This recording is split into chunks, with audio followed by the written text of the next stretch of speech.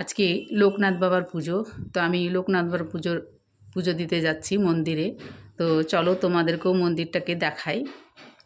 তো আমি চলে আসলাম মন্দিরে। এখানে অসংখ্য লোক হয়, খুবই ভালো লাগে এই পুজোতে।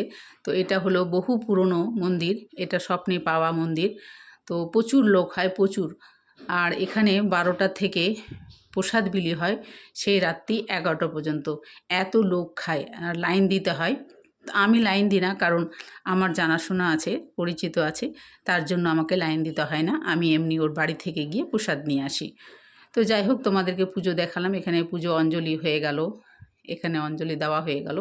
তারপরে এখানে মোম আর ধূপকাঠি দেখানো হচ্ছে ঠাকুরকে। এখানে মোম ধূপকাঠি দেখিয়ে এখানে গেঁথে দিতে হয়। তারপরে এখানে চরণামৃত খেলাম। তোমাদের এই ভিডিওটা কেমন লাগলো একটু জানাবে। যদি ভালো লাগে লাইক শেয়ার কমেন্ট অবশ্যই করবে বন্ধুরা।